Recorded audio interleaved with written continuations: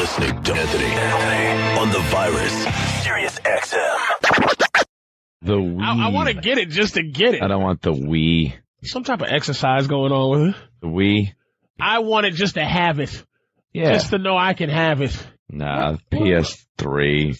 I think after people were getting shot outside of Target and Walmart, it's just kind of, Yeah. people are just like, it's not worth it. People going crazy over those things. They just want it bad. And waiting Xbox online. 360 still hasn't worn out its welcome, and it's still a great game, and we all enjoy that. I mean, what does PS3 do? I guess that's a Laszlo question, but what does it actually do to make me want to buy it over 360? You know what I mean? It does the same thing. Yeah. I'm a computer gamer.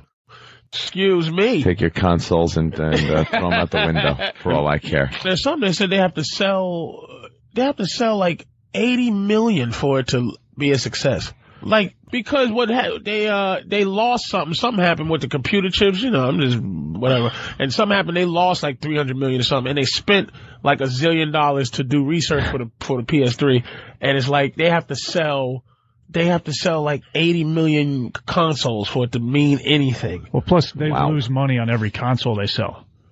Because there's some technology that costs as much as the console. They make all their money off the games. I hope not. Because I heard what they did to, you heard what they did to 360 one time is like, or Xbox. When Xbox first came out, it was more powerful than the regular PlayStation. Yeah. And they muscled all the, I heard they muscled all the software people. Yeah, to make it exclusive to Xbox. But not even exclusive, but make it, like, don't make the games as good as you can. That's why Microsoft games and Bungie games were so much better. Like Halo was a Bungie game, was so much better because PlayStation was like, all right, look, if we let you have same titles and all that, you can't make it better. As good as you can make it. And ever since I heard that, it could be a urban legend, I was like, good, I hope PlayStation flops. That reminds me of the biggest disappointments when you used to, play Pac-Man when you were out, or Asteroids, and then like Activision came out, and they offered those games, and you'd pop them in at home, and it wouldn't work the same. Like this big dopey Pac-Man with this stupid controller, it looked different, and your home television was pieces of crap back then, so you didn't get the resolution. And you see the big dopey screen, this slow-moving Pac-Man. How come they can't horrible. You talking about the console? How come they can't make what you play on? Why don't they how come they just can't just put a joystick on that and then that's what we play with? Call it PlayStation 4. Like, why can't they just do that in a console? It's the upgradability of computers that are great.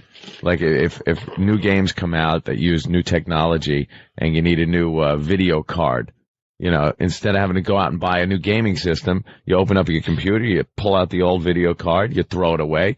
Or if you need more memory, you go out and you buy more memory and your game runs smoother. And you do that up until the point where your computer can't take it anymore. Then you throw that away and start the whole system over again. I love that that's one of the things I like about being a dude. Like, the one thing is that we have so many void fillers. Oh, yeah. It's like, my birthday was yesterday. I'm 37. In white years, I'm 90. Oh, that's horrible. I'm a 99-year-old white man. I really am. I should have a cane right now. You're an OG. I really did live, past where, whatever. I don't want to die yet, too. No. Credit. I would have, 2 years ago, I'm like, baby, I'm ready to go out, man. I'm standing on the thing with two guns, like, come on, kill me, baby. But it's like I still sit there and, you figure, how you're immature, grow up. Yeah. I'm just sitting there on my little chair playing, Fear or playing, a Rainbow Six. Exactly. It's just you sitting there. I was talking about how, I was talking about on stage how guys, one of the good things about guys that people just don't understand is that we have no shame. We have so much fun that means nothing. Like, right. I daydreamed I was a Hall of Fame running back the other day for 4 hours. Like, for 4 hours, and I wasn't asleep. It was a daydream. I was completely up, and I just was looking in the air, and I was shaking people, And I dreamt I was this dude named, remember the dude from Road Warrior, the villain from the Road Warrior? Humongous or? The Humongous. And I'm Lord of the Wasteland, Humongous. The Ayatollah of rock and roller. And so I'm thinking I'm this dude named Humongous, right? Playing football. I don't talk. No one knows. I don't speak. Someone found me, and they just unleashed me on football. I was this football player named Humongous, and I'm putting people in the hospital, and they trying to interview me, and I don't talk, and I wear a mask just like the Humongous. And it's just a daydream. For 4 hours, man. And I just woke up out of that daydream, from 2 p.m. to 6 p.m. And I didn't go, what did I do in my life? I just was like, man, I wish I could be the Humongous for real. God, that is something, because in my old working days, I used to have to work in the shop sometimes. When you're not out on a job site, you'd have to work in the shop, and you'd have to make the stuff that you would install the next day. Right. And there were these things called clinch collars that you cut into the ducts that you then connect pipes onto. Right. It's like a little branch line. So to make these things, they're flat. And you got to take them and roll them through a roller to curl them. And then you stand by a stapler, this huge Bosch stapler that we work with your foot, and all day staple these round tubes together. Oh, man. Your mind does not have to be there. Doesn't even have to be there. It's purely a part of your brain that is like breathing or a heartbeat and or there's something. No way to staple your hand. There's no way to do nothing wrong. No, you really have to work at it to screw yourself up, because the space that the metal goes in is very thin. So, and the thing loads up with like a day's worth of staples. You don't even have to change staples. And you got a pile of this crap next to you, and you know what your entire day is going to be. I would stand there and just do exactly what you would do. I would daydream, and mine was that some alien race came down to Earth and gave me all this really cool alien technology, and because there was this war going on, but they couldn't, and these other aliens were going to take over the Earth. Right. So, but these other aliens couldn't get involved with the aliens that were going to take over the Earth, because they didn't want war with them. Like so Russians. they gave us all this. Cold War. Right. The Cold War alien right. thing, okay. Exactly. So they gave me all this good, space crap. Like the Koreans. And I got my buddies, and we would, go up in our spaceships and, kick some alien ass. And there I am. Stapling, but I'm saving the Earth. I'm in my spaceship. Anthony Rogers in the 21st and a half century. Click, stapling away metal. You gotta do what you gotta do to get through the day, bro. And I think a girl would shoot us over the head.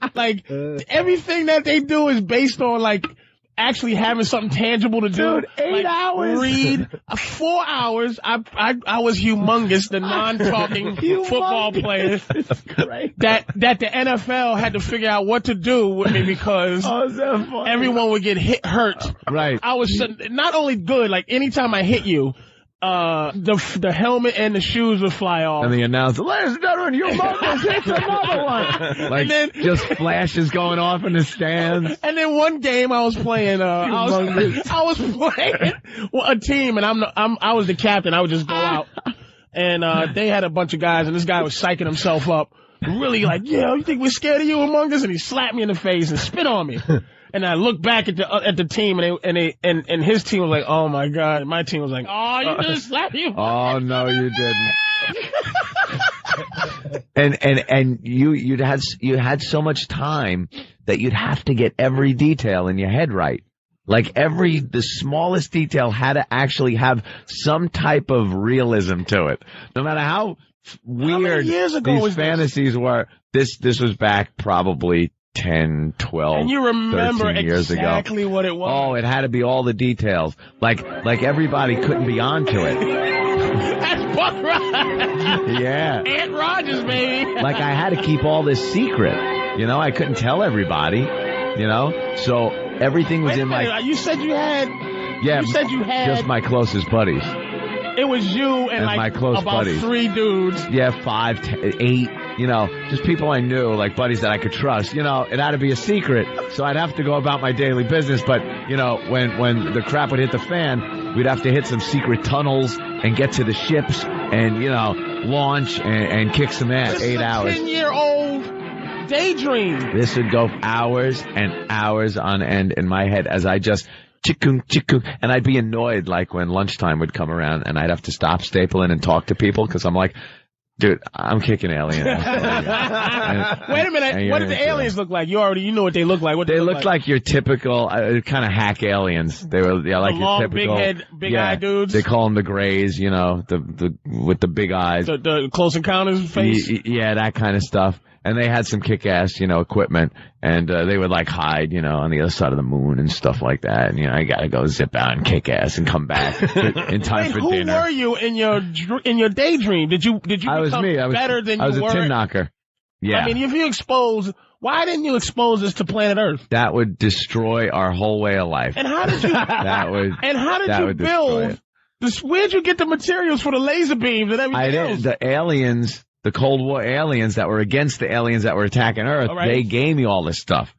They built all these underground bases that were like deep below the Earth and take elevators. Anthony, wait a minute. So when you was thinking, right? So when you're doing the stapling, right? You're like in your head rationalizing every little detail. Make this logical. Like, okay, where would I? So you were saying, where would I hide the ship? Yeah. And it goes, underground. Underground. But they built the underground thing for us. Oh, they did everything for us. They're the coolest guys. Those aliens, and they built everything. And they told you we can't get involved. Yeah, we can't get involved. Why couldn't they get involved again? Because then it would make war between the two, and they didn't want that. So it was Cold War. That's what we did with the Russians for a long time. Korea, Vietnam, all that kind of stuff. Was that what it was based on, that ideology? I guess so, yeah, in a way. It was based more on, I was a tin knocker. Humongous, hitting people in football. You try to save the universe. It was based more on, I was a tin knocker with absolutely no future who wanted to be a guy that saved the world. Ant Vader. That's right. Haven't thought of that in years, though. That's very funny. You bring up humongous. By the way, I can't upgrade Pal Talk because I need an administrator permission. Which these computers are, come on. I flew spaceships against alien races. I can't get into this computer. Where they at? Maybe they can help. Maybe that password's underground. Cold War aliens, please come down and help me log in so I can run Pal Talk. That's hilarious. So I could see boobies. I got a headache laughing at how detailed that is. Sirius XM, The Virus. You're listening to Opie on The Virus, Sirius XM. The Nintendo Wii. Do you got a Wii yet? I haven't been able to. The Wii. I want to get it just to get it. You know what I mean? That was pretty good. I don't want the Wii. I'm 37. In white years, I'm 90. I was gonna say that was. I'm 99. I'm glad you did it to yourself because I was going right for it. That's horrible. I look back at the team and his team was like, oh my god. And my team was like, oh, you just slapped you. Oh no, you didn't. Hey, Bert from Philly on the instant feedback. Anthony and Space Hitler building the Fourth Reich. And you're listening to Anthony